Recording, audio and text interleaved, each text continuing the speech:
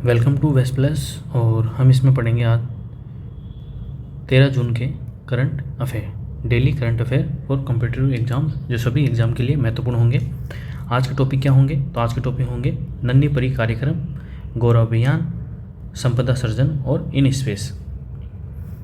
ठीक है, नन्ही परी कार्यक्रम क्या है, इसके उद्देश्य देखेंगे, महत्व, संस्थागत प्रसव और अन्य संबंधित पहले देखेंगे। फिर देखेंगे गौरव अभियान क्या है, फिर देखेंगे संपदा सृजन क्या है, और अंत में देखेंगे भारतीय राष्ट्रीय अंतरिक्ष संवर्धन और प्राधिकरण केंद्र यानी कि इन स्पेस। ठीक है, तो चलिए शुरू करते हैं सबसे पहले कार्यक्रम के साथ। तो वो क्या है? तो वो है नन्ही परी कार्यक्रम। हाल ही में उत्तर पश्चिमी दिल्ली जिला प्रशासन द्वारा, किसके द्वारा? उत्तर पश्चिमी दिल्ली जिला प्रशासन द्वारा, मतलब ये जो कार्यक्रम है वो दिल्ली के अंदर शुरू किया गया है।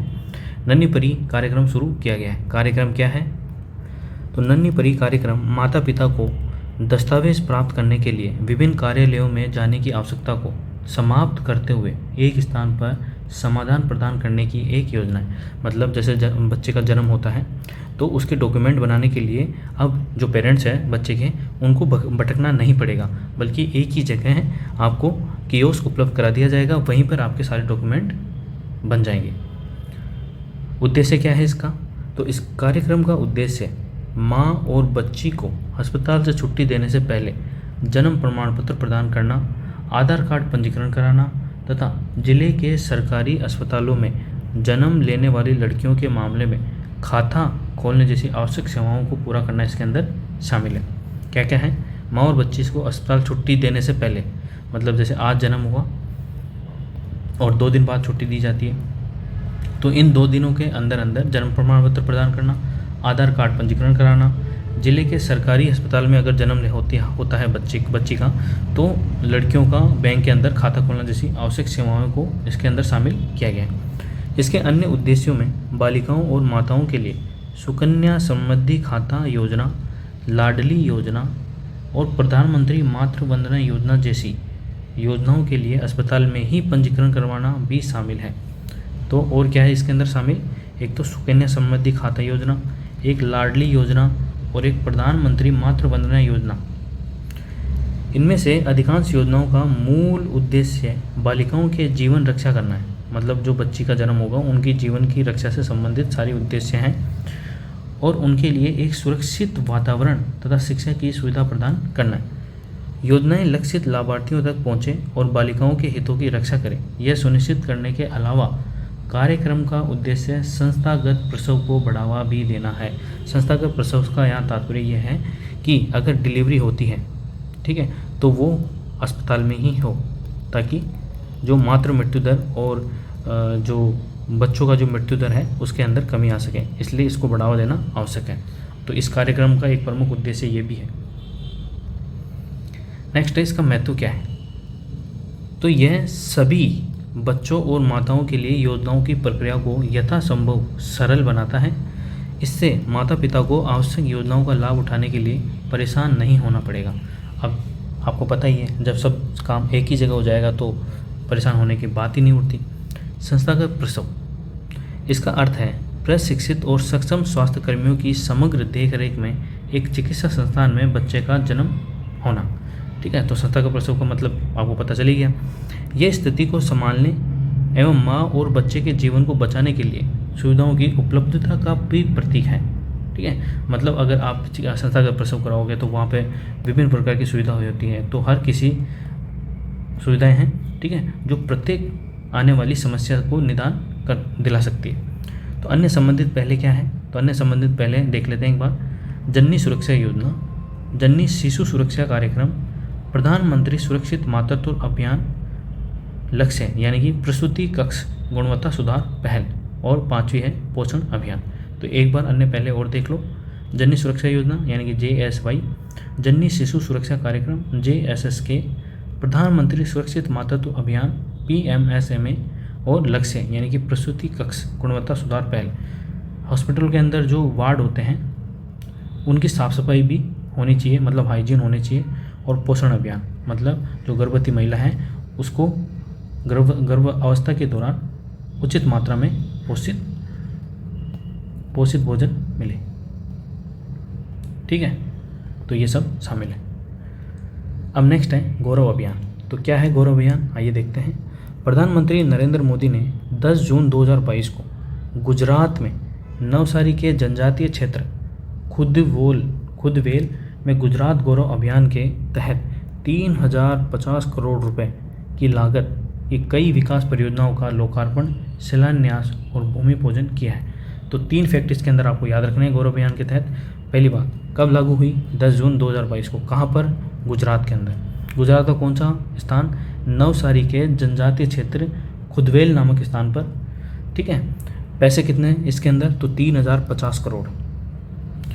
इनमें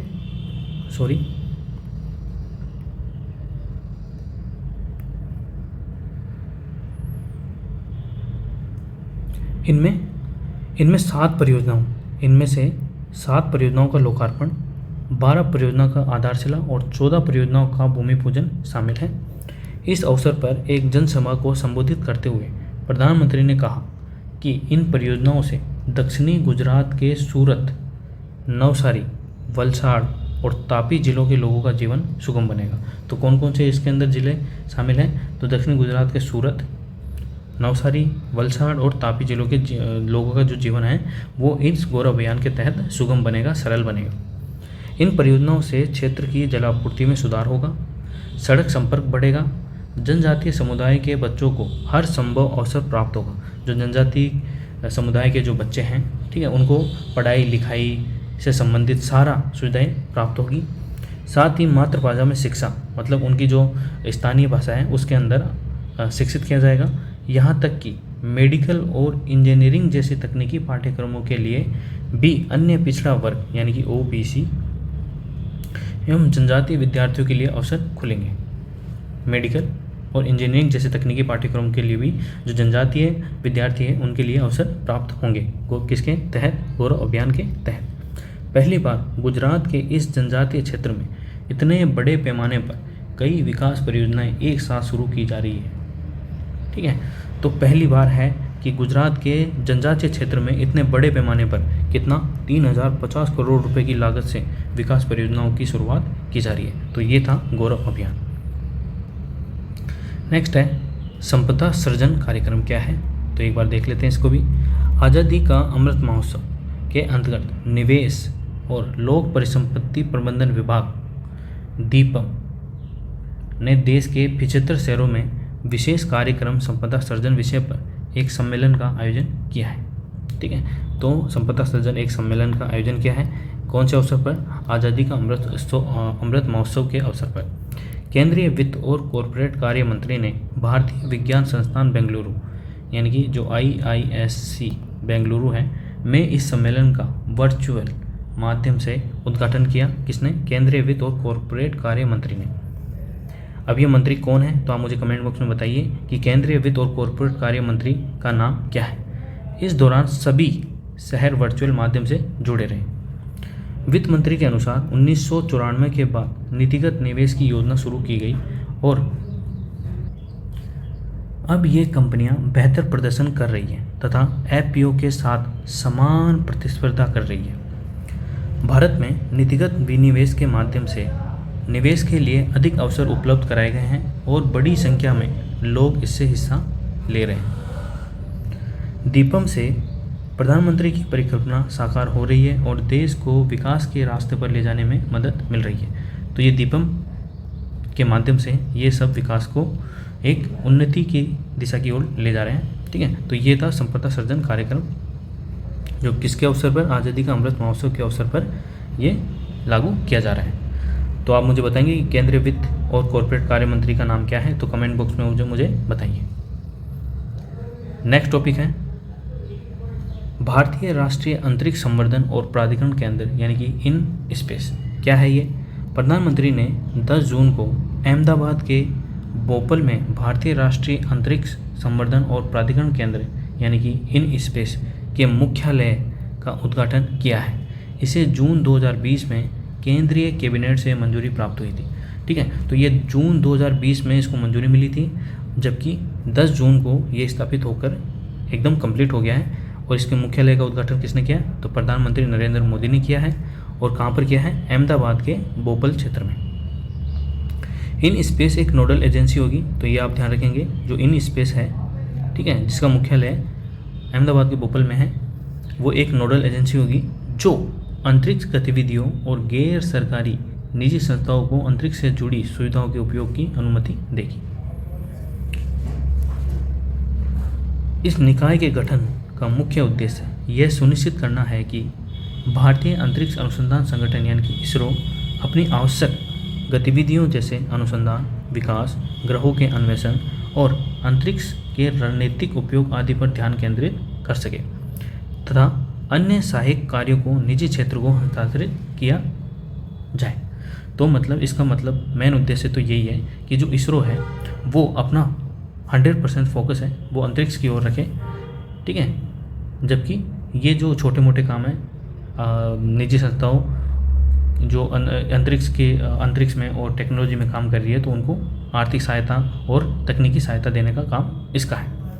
इसके अतिरिक्त यह निकाय छात्रों और शोधकर्ताओं आदि को भारत की अंतरिक्ष परिसंपत्तियों तक अधिक पहुंच प्रदान करेगा, जिससे भारत के अंतरिक्ष संसाधनों एवं अंतरिक्ष प्रौद्योगिकियों का बेहतर उपयोग सुनिश्चित होगा। ये सुधार इसरो को अनुसंधान एवं विकास गतिविधियों, नई प्रौद्योगिकियों, खोज मिशनों तथा मानव अंतरिक्ष उड़ान कार्यक्रमों पर अधिक ध्यान देने में सक्षम बनाएंगे। जब आपका ध्यान, ये तो सत्य है कि जब आपका ध्यान एक प्रमुख लक्ष्य पर होगा तो उसके अंदर वृद्धि होने की अधिक संभावना होती है, आपकी सफलता अधिक सुनिश्चित होती है, ठीक है। इसीलिए इसरो का ध्यान केवल अनुसंधान और विकास गतिविधियों, नई प्रौद्योगिकियों, खोज मिशनों तथा मानव अंतरिक्ष उड़ान कार्यक्रमों में अधिक ध्यान देने में सक्षम बनाएगा। क्या, इन स्पेस का उद्घाटन, इन स्पेस की स्थापना, ठीक है। तो ये हमने देखे, नन्ही बड़ी कार्यक्रम देख लिया हमने, गौरव अभियान देख लिया, संपदा सर्जन कार्यक्रम देख लिया, और इन स्पेस जिसका मुख्यालय अहमदाबाद के बोपल में है, 10 जून को प्रधानमंत्री नरेंद्र मोदी द्वारा इसका उद्घाटन किया गया। अगर आपको ये वीडियो पसंद आया है तो वेस्ट प्लस को सब्सक्राइब कर लें और अपने दोस्तों के साथ इसको शेयर करें। PDF के लिए आप टेलीग्राम चैनल ज्वाइन कर सकते हैं, लिंक आपको इसी वीडियो के डिस्क्रिप्शन में मिल जाएगा। Thank you.